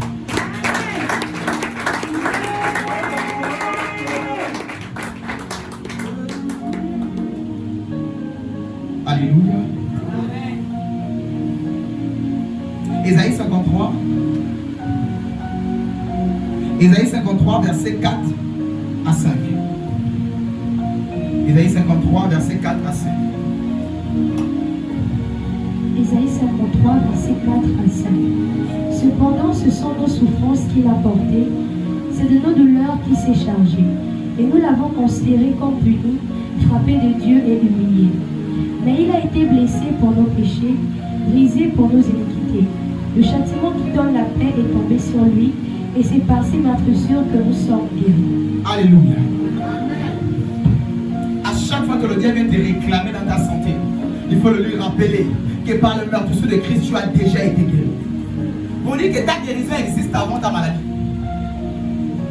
Avant que tu ne sois malade, le prix de la guérison a déjà été payé. Donc quand le diable veut seulement placer le pied de la maladie, tu lui dis le sang de Jésus-Christ. Vous savez, on parle des choses où de foi, c'est la foi qui fait le problème de plusieurs. Je connais un homme de Dieu qui s'appelle Chris Wakilomé. Il dit, depuis qu'il a réalisé par la foi que par la meurtrissure de Christ, il a été guéri, il n'est plus jamais tombé malade jusqu'aujourd'hui. Même pas un paracétamol. Je dis quoi? Même pas un paracétamol. Il a été guéri à cause de sa foi qui était positionnée. Je crois fermement qu'après ce séminaire, tu ne tomberas plus jamais malade au nom de Jésus. Je crois fermement qu'après ce programme, alors que je déposerai ce micro, tu ne seras plus jamais hospitalisé. Tu n'iras plus jamais faire les queues dans les pharmacies. Tu ne tomberas plus jamais malade au nom de Jésus. Cette déclaration n'est pas pour tout le monde, mais pour ceux qui ont la foi. Et qui croient réellement que par les meurtrissures de Christ, ils ont déjà été guéris. Et avec moi, le prix a été payé. Le prix a été payé. Cependant, ce sont nos souffrances qu'il a portées. C'est de nos douleurs qu'il s'est chargé. Ça veut dire que normalement, tu ne dois plus souffrir aujourd'hui. Ça veut dire que normalement, tu ne devrais plus jamais avoir de douleurs parce qu'il a porté tes douleurs. Normalement, tu ne devrais plus souffrir parce qu'il a porté tes souffrances. Je veux que quelqu'un puisse penser aux souffrances qu'il traverse. Et qu'il commence à dire, Jésus a déjà porté mes souffrances. Jésus a déjà porté mes fardeaux. Jésus a déjà porté les difficultés que je traverse. Et les notions de ta foi n'est pas positionnée là-bas. Tu vas faire les 40 jours de jeûne. Le problème sera toujours là. Parce que le problème n'a pas peur des 40 jours de jeûne. Les moines jeûnent plus que toi. Les Shaolin là, les hindous là, ils jeûnent plus que toi. Tu triches une fois quand il est jeûné, tu bois l'eau. Tu coupes avant l'heure. Et ils jeûnent plus que toi. Donc, le diable n'a pas peur de ton jeûne. Il n'a pas peur quand tu es en train de il n'a pas peur de ça. Il a peur d'une chose. Voilà quand il déclare que mon peuple périt faute de connaissance. Je disais hier, faute d'une information. Il a peur que tu puisses accéder à cette connaissance. Que, oh, vite. Jésus s'est chargé de mes douleurs. Ok. Je ne devrais plus jamais avoir de douleur. Je parle à quelqu'un qui a une douleur en soi. Je vous ai dit qu'aujourd'hui, ce sera un culte de signes, de prodiges et de miracles. Un culte de délivrance des possédés. Quelqu'un qui a une douleur quelque part, au rein, au dos, au pied, à la tête, aux yeux, aux oreilles. Je ne sais pas où tu as une douleur auparavant. J'ai dit par les meurtrissures de Christ. Tu es guéri au nom de Jésus-Christ. Tes enfants sont libérés de tout mot au nom de Jésus-Christ. Ton foyer est libéré de toute douleur au nom de Jésus. Amen. La douleur de la stérilité, la douleur du chômage, la douleur de la pauvreté, la douleur de la misère. Ah, tu es libéré au nom de Jésus. Je vais dire sous l'autel de Dieu, dans le sacrifice de Jésus, je te libère au nom de Jésus. Je te libère au nom de Jésus. Je te libère au nom de Jésus. Les douleurs, toi, dis avec moi, divorce. Divorce. Dis avec moi, souffrance et moi, divorce.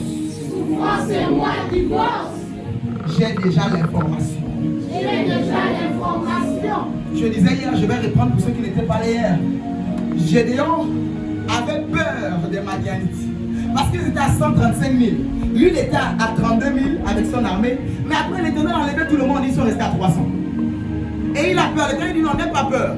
La nuit, prends ton compagnon.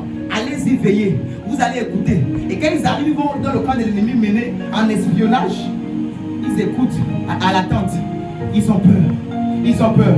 Et après, il lève la Bible. Quand tu les écouteras, tes mains seront fortifiées. Il y a des informations qui te fortifient les mains. Il y a des informations qui te donnent déjà la victoire. Il y a des informations, des paroles qui te donnent déjà la supériorité. Amen. Et quand Gédéon a écouté cette parole, aïe, aïe, aïe, aïe, aïe, aïe, il retourne. Il dit, c'est bon, l'Éternel a donné la victoire. Ils sont à 300 contre 135 000 soldats. Est-ce qu'il y a un match? Même si c'est les ninjas Shaolin, tu t'envoles. Est-ce qu'il y a un match? Mais à cause d'une information. Ils ont su qu'ils étaient nombreux, mais ils sont des peureux. Oh oui, j'aime ça avec David. Ils ont su que David a su que Goliath est géant. Mais c'est un peureux. Un caillou seulement, comme la poule, bien comme le pigeon. Une pierre suffit de la battre. J'ai dit à quelqu'un, Gédéon, les Madianites peuvent être nombreux. Tes ennemis peuvent être nombreux. Goliath peut être géant, mais nous avons su sa faiblesse. Le prix a été payé. Il y avait pas le prix a été payé. Le prix a été payé. Voici la faiblesse des démons. Voici la faiblesse de la maladie. Nous allons prendre la Sainte Seine aujourd'hui. Voici la faiblesse. Amis, vous avez beaucoup de malades dans les églises parce que vous ne prenez pas la Sainte Seine. 1 Corinthiens 11. Beaucoup des infirmes et des malades. Son secret, c'est ça. Parce qu'il y a la chair et le sang qui a été donné. Il y a le sang qui a coulé. Il dit ce matin, 1 Corinthiens 11 s'applique sur toi. Amen. Il n'y aura plus de maladies, de souffrances, de douleurs et d'infirmités après la Sainte Seine de ce matin au nom de Jésus. C'est une affaire de foi. Il y a des gens qui prennent la Sainte Seine, ils sont guéris littéralement. Il y a des gens qui prennent une joue, ils pensent que c'est le pain et le jus. Et pourtant, c'est une action prophétique. Par ta foi, ça ne devient plus le point.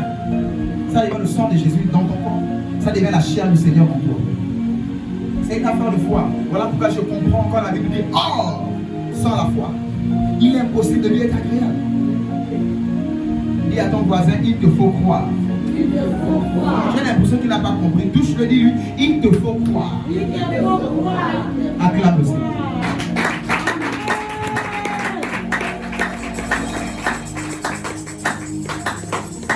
Et nous l'avons considéré comme puni, frappé de Dieu et humilié.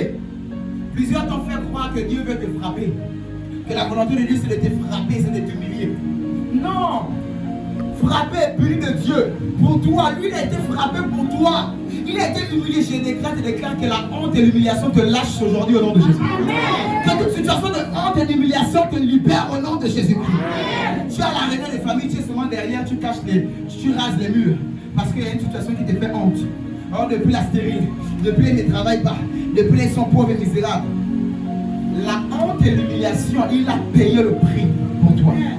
On a craché sur le visage de Jésus pour que ton visage ne reçoive plus jamais les crachats. Il a reçu la honte pour que la honte quitte ta vie au nom de Jésus. Je lève ma main, je décrète et déclare que toute honte libère ta vie au nom de Jésus. Que la honte libère tes finances au nom de Jésus. Que la honte libère ta maison au nom de Jésus. Que la honte libère ta vie au nom de Jésus. Que la honte libère ta carrière au nom de Jésus. Au nom de Jésus. Il y a de ma faille. Les bravado chava. Mais il était blessé pour nos péchés. Comme j'ai dit, l'affaire des péchés a été réglée. Il y a un courant du christianisme. Quand tu as péché, surtout à Rome, ça existe encore ce courant du christianisme. Tu prends le fouet, tu te flagelles toi-même parce que tu as péché. Il y a un courant du christianisme qui existe comme ça jusqu'à nos jours. Va te renseigner sur les réseaux. Tu as péché, tu te fouettes parce que tu as péché.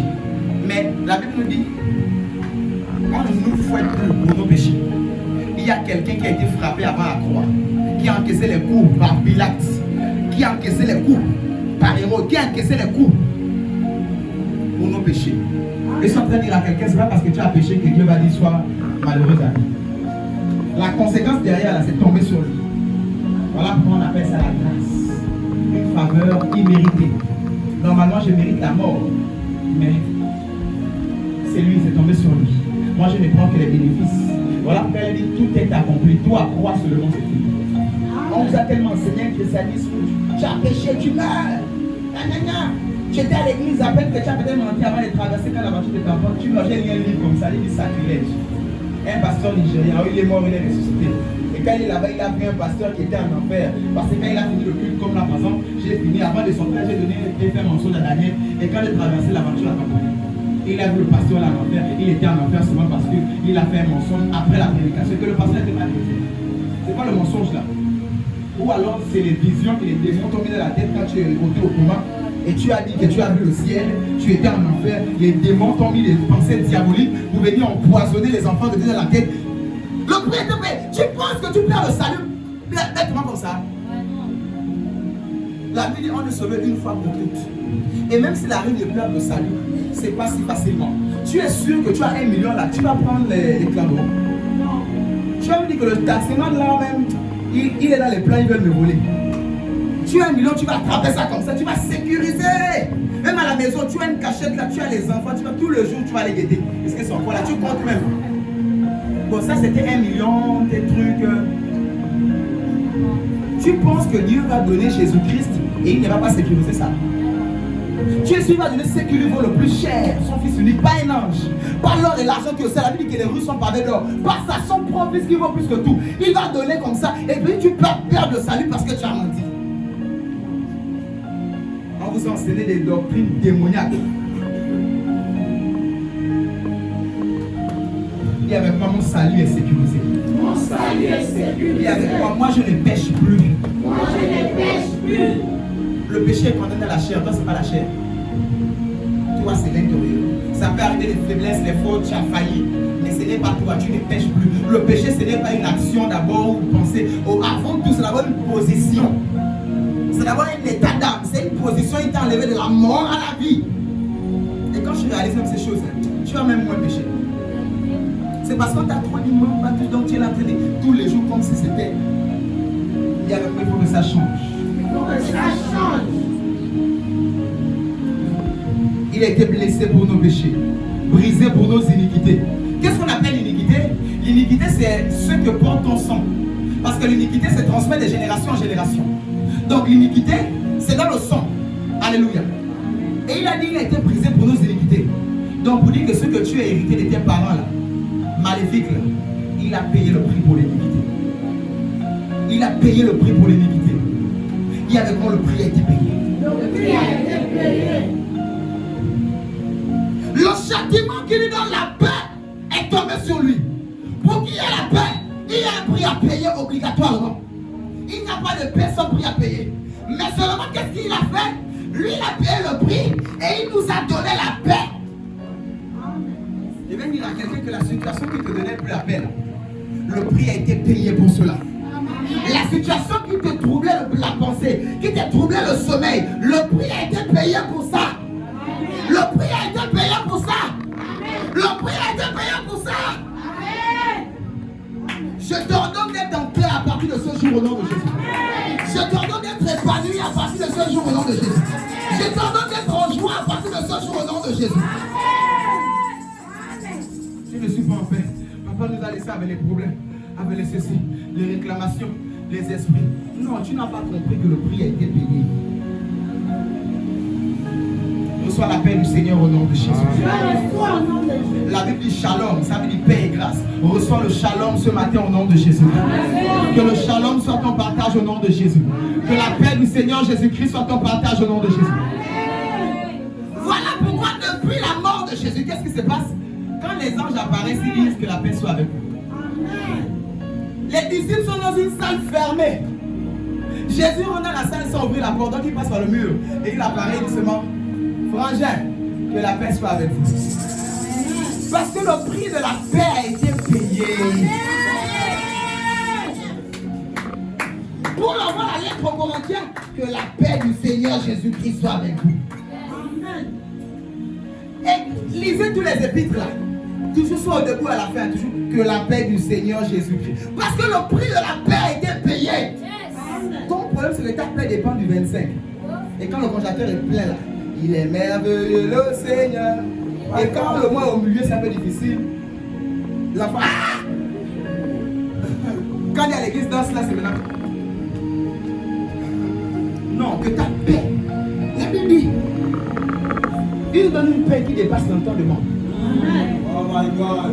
Une paix qui dépasse les temps et les circonstances. Pas une paix qui dépend des matériaux, qui dépend de la situation. Non, une paix qui dépasse tout entendement. Philippiens nous le dit. Et la paix de Dieu gardera vos cœurs, vos pensées en Jésus. Amen. Jésus-Christ, c'est la paix. Il dit que ce foyer qu'il te donnait de la paix soit restauré au nom de Jésus. Amen. Je libère la paix du Seigneur dans ton foyer au nom de Jésus. Amen. Je libère la paix du Seigneur dans ta maison au nom de Jésus. Je libère la paix du Seigneur dans ta maison au nom de Jésus. Je libère la paix du Seigneur dans ta vie au nom de Jésus. Il y a vraiment la paix du Seigneur. Acclame le Seigneur et pousse tes cris de joie.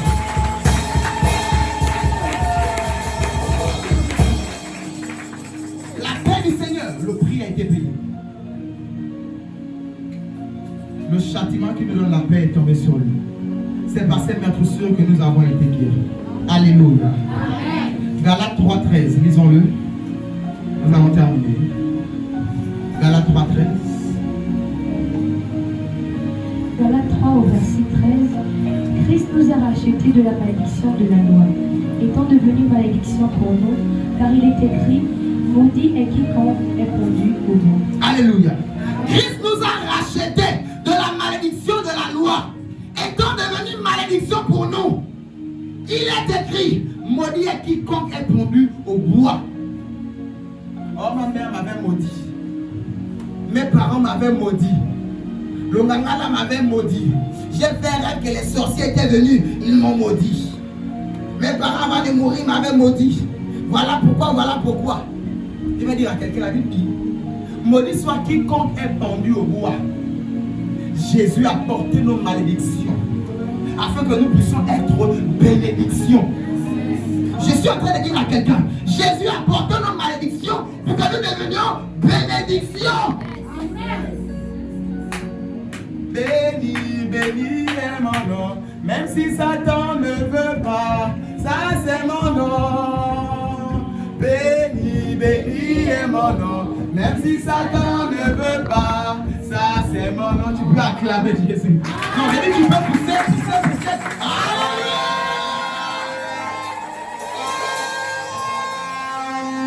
Il y a ton voisin, je suis béni. Non, il n'a pas compris, dis-lui, je suis béni.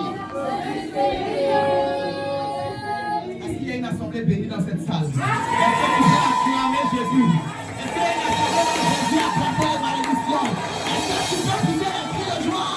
Alléluia!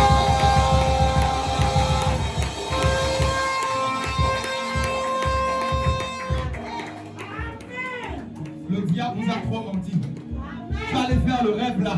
Et tu allais expliquer au prophète. Le prophète a dit non. J'ai vu un serpent autour de toi. Le serpent là te maudit parce qu'il te lèche. Il t'avale la tête. Il t'a mordu le talon. Il t'a ceci. Oh, j'ai fait un rêve. J'ai fait ceci. Bien aimé, c'est les rêves là, ils viennent te prendre, de te distraire. Pour t'embrouiller. Pour toucher à ta foi. Il vient dans les rêves là pour te dire non. C'est pour toucher à ta foi. Dis avec moi, arrière de moi, Satan. Arrière de moi, Satan. Il passe par ses rêves pour venir te mentir. Le prix de la malédiction a été payé. Amen. Le prix des outrages a été payé. Amen. Il a été cloué, il a été maudit pour nous. Voilà pourquoi il a dit Eli lama sabachthani. Il a crié Seigneur, Seigneur, pourquoi m'as-tu abandonné? Dieu ne pouvait que l'abandonner pendant quelques minutes. Pourquoi? Pendant quelques heures. Pourquoi? Parce qu'il est devenu péché, il est devenu malédiction pour nous. Voilà pourquoi Dieu l'a abandonné, véritablement. Jésus a été abandonné pour toi. Il a souffert pour toi. Pour ceux qui ont suivi le film La Passion de Christ, ce n'est même pas réellement ça, c'est un peu ça. Dans la Passion de Christ, on arrive quand même à reconnaître le même visage, mais la vie il a été défiguré. Vous voyez quand devant on tape le voleur, la bosse est ici, le gonflé. Imagine le prix qui a été payé pour toi. Il a été défiguré, flagellé, pendu. Quelle mort bizarre. Tu meurs à petit feu, cloué et percé sur le côté. Petit feu pour toi. Dis avec moi, le prix a été payé. Le prix a été payé. Ferme tes yeux, pense un instant à cela. Et dis avec moi, le prix a été payé. Le prix a été payé. Le prix a été payé. Le prix a été payé. Le prix a été payé. Le prix a été payé. Acclame le Seigneur, le termine.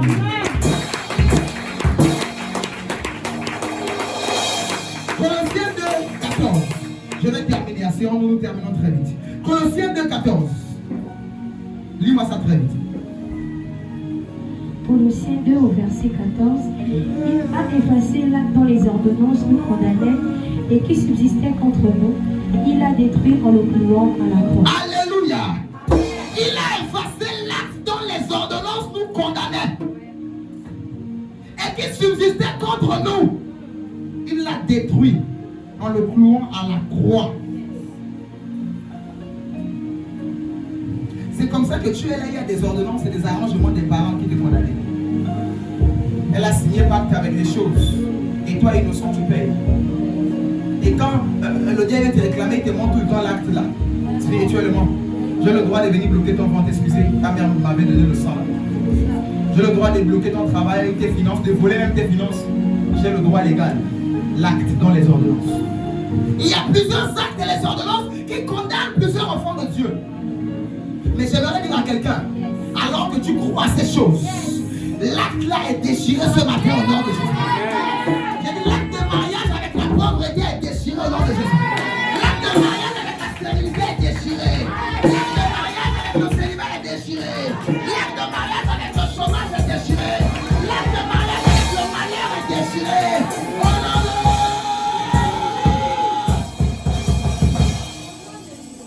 Je dis cet acte a été déchiré à la croix. Alors que tu crois à ces choses maintenant, ces réalités spirituelles s'activent dans ta vie maintenant. Alors que ta foi est activée, je dis j'active ces réalités spirituelles par la puissance de Dieu dans ta vie. Il est effacé. Là que les ordonnances sont condamnées. Et il les a cloués à la croix. Et avec moi, je ne suis plus condamnable. Je ne suis plus condamnable. À compter de ce jour, à cause du sacrifice de Jésus-Christ, je suis délivré. Ma vie est délivrée. Dans tous les domaines. Ma maison est délivrée. Mes enfants sont délivrés. Mes enfants sont délivrés. Ma famille est délivrée. Par le sacrifice de Jésus-Christ. Mon foyer est délivré. Par le sacrifice de Jésus-Christ. À la croix. Au nom de Jésus. Acclame pour Jésus et pousse le cri de Jésus.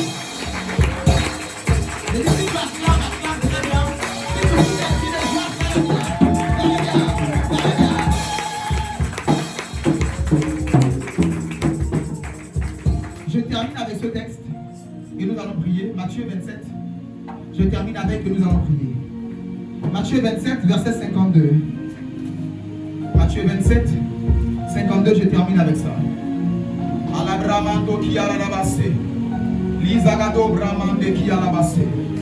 Matthieu 27 au verset 52. Les sépulcres s'ouvrirent et plusieurs corps des saints qui étaient morts ressuscitèrent. Je prends la lecture. Matthieu 27 au verset 52. Les sépulcres s'ouvrirent et plusieurs corps des saints qui étaient morts ressuscitèrent. Alléluia. J'aimerais dire à quelqu'un, lorsque Jésus est mort, il y avait plusieurs corps, plusieurs vies des saints qui étaient morts. Plusieurs corps des saints qui étaient morts. Mais quand il est mort, on l'a enseveli. Il est mort, il a crié Tétalesta. Encore même à la croix, tous les morts en Christ ont ressuscité. Tous ceux qui étaient morts ont ressuscité. Voilà pourquoi je me tiens sur la mort de Christ dans ce jour. Alors que je suis sur cet autel, je me tiens sur la mort de Christ dans ce jour. Je décrète et déclare que tous ceux qui étaient retenus par des sépulcres dans ta vie soient relâchés au nom de Jésus. Amen. Soient libérés au nom de Jésus. Amen. Soient relâchés au nom de Jésus. Amen. Tous ceux que les sépulcres avaient retenus captifs, ton ventre captif, ton travail captif, ta prospérité, ton épanouissement, tes finances captifs, ton foyer, ta relation captif. Je me tiens sur la mort de Christ. J'ordonne la délivrance de ta vie au nom de Jésus.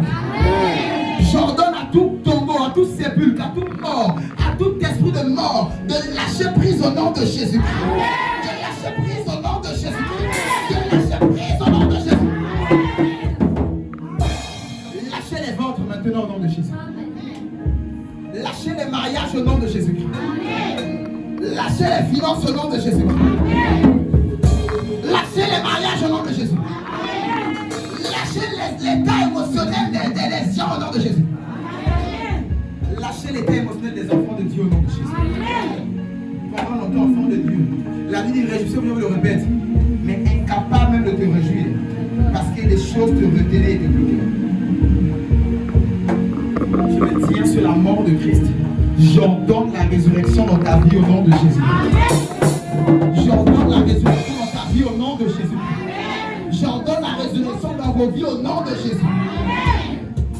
Le foyer qui battait des ailes, qui était déjà retenu par les liens des sépulcres, par les liens de la mort, j'ordonne la délivrance au nom de Jésus. J'ordonne la délivrance au nom de Jésus.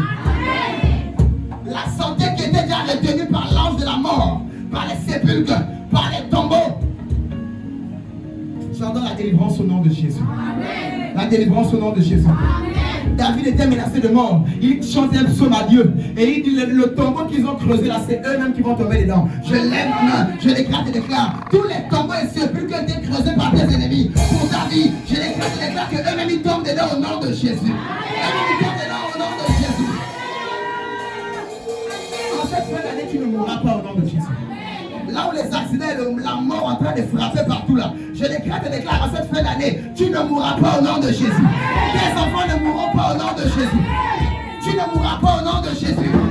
Tes enfants ne mourront pas au nom de Jésus. Ta famille ne mourra pas au nom de Jésus. Je me tiens sur le sacrifice de Jésus.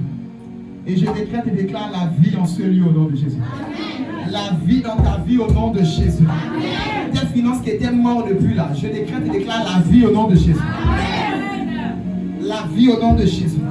Ta situation professionnelle qui était morte là, je souffle la vie au nom de Jésus. La vie Zoé de Christ au nom de Jésus. Au nom de Jésus. On reçoit la vie. Au nom de Jésus. Tout ce qui était retenu par les liens des sépulcres sont relâchés au nom de Jésus. Sont relâchés au nom de Jésus. Le verset 51, la Bible dit, et voici le voile du temple se déchira en deux, depuis le haut jusqu'en bas. La terre trembla, les rochers se fendirent. Mon attention est beaucoup plus fixée sur le voile. Verset 51 de Matthieu 27. Le voile a été déchiré du haut jusqu'en bas. Vous êtes d'accord avec moi que si vous voulez déchirer ce voile, vous n'allez pas commencer en haut. Vous allez prendre les ciseaux tout tranquillement du bas en haut. Mais bizarrement, le voile du temple n'a pas été coupé du bas en haut, mais du haut d'en bas. Qu'est-ce que cela signifie? Le haut représente la partie divine, la partie invisible, la partie immatérielle. La mort de Jésus a délivré ta vie de toute attaque spirituelle, de toute réclamation par le haut. D'abord, et après par le bas. Le bas représente le côté matériel. Si le haut c'est immatériel, spirituel, le bas représente le matériel, le visible. Jésus a marché pour que tu aies la voiture. Jésus était célibataire pour que tu te maries. Jésus n'a pas eu d'enfants pour que tu aies des enfants. Oh, Jésus était pauvre. Pourquoi les pasteurs cherchent les voitures? C'est parce qu'il était à pied et sur le dos de l'âne. Que moi je ne dois pas marcher sur le dos de l'âne. C'est là où ta foi doit être positionnée. Oh, l'église, il y a beaucoup de voitures garées devant. Je parlais un monsieur qui parlait de ça. Il allait chez le bishop médecin. Il dit, monsieur, vous avez avec les grandes voitures garées au parking de l'église. Tu veux qu'il y ait quoi les brouettes? Tu veux qu'il y ait quoi les vélos? On n'est pas à la fête de verse ici. Hein? Tu veux qu'il y ait quoi les vélos, les motos, vélos, les vrais motos? Il faut qu'il y ait des voitures, il faut qu'il y ait des range rover. Je déclare 2025. Ce parking-là sera plein de voitures ici au nom de Jésus.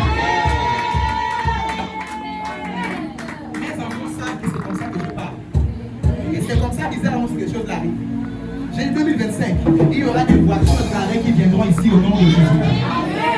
Des enfants de cette maison qui sont en train de m'écouter en ce jour, recevez cette onction au nom de Jésus. Reçois cette onction au nom de Jésus. Reçois cette onction au nom de Jésus. Au-delà de vous-même, avec leur protocole ici au nom de Jésus. Les personnes élevées en dignité viendront ici au nom de Jésus. Acclame le Seigneur pour cela. Le voile a été déchiré. Acclame Jésus.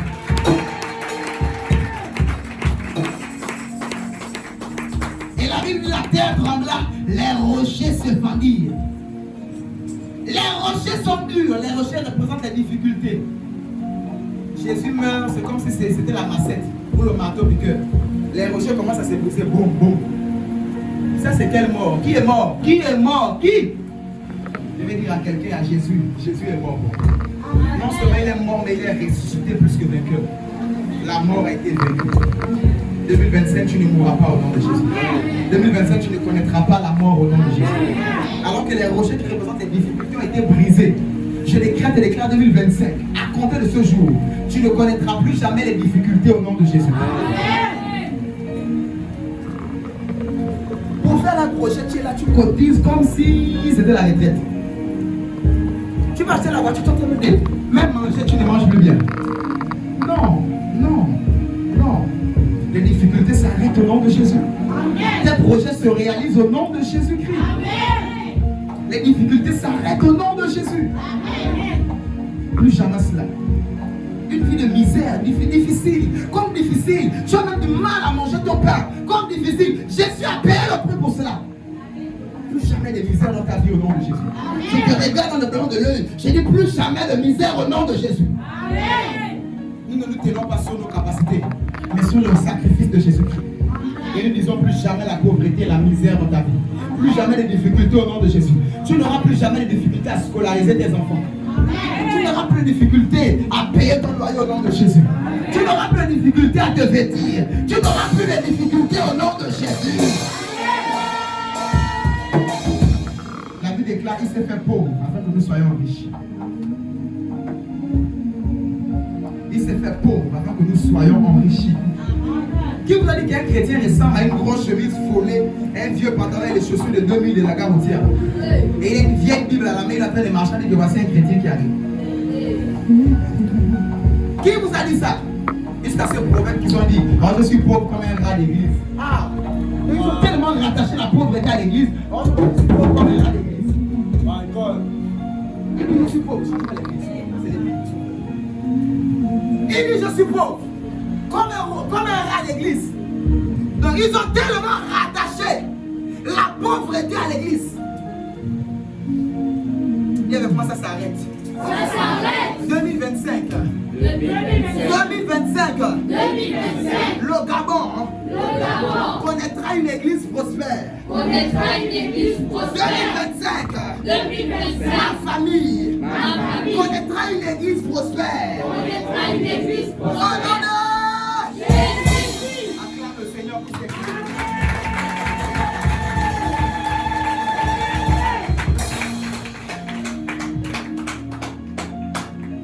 Il est temps que tu puisses manger ton pain dignement. J'ai vécu, je n'ai jamais vu un juste mendier son pain, un descendant avoir faim, manquer de pain. Jamais David l'a dit. Jamais. Pourquoi aujourd'hui nous voyons des justes mendier leur pain? Parce que tu as eu un problème de foi. Crois tout ce qui t'a été enseigné. Nous avons écrit ici 2025, année des exploits. Tu vivras des exploits en 2025 au nom de Jésus. Tu feras des exploits en 2025 au nom de Jésus. Tu vivras la gloire en 2025 au nom de Jésus-Christ. La déclare, vous mangerez les meilleures productions du pays. Tous les jours que la boîte maquerelle. Et 800, le riz, 1 kg de riz parfumé chez le boutiquier. Alors que la Bible a dit, vous mangerez les meilleures productions du pays. Et j'avais ça. C'est les francs-maçons qui sont au restaurant. Quand elle même va au rond pour prendre la pizza de 4000, tu es tellement pingre. Plus jamais ça. On va t'amener là en ville, tu vas prendre un verre de thé à 5000. Ah, ils sont trop riches. Papa café là, je peux faire le thé à 300. C'est une mentalité la pauvreté. Prends un peu les mèches, mets un peu bien, mets le mécampan sur le péché. Je souviens que moi, les mèches, sur les mèches rouges, c'est les sirènes, les mèches vertes, c'est. Toi,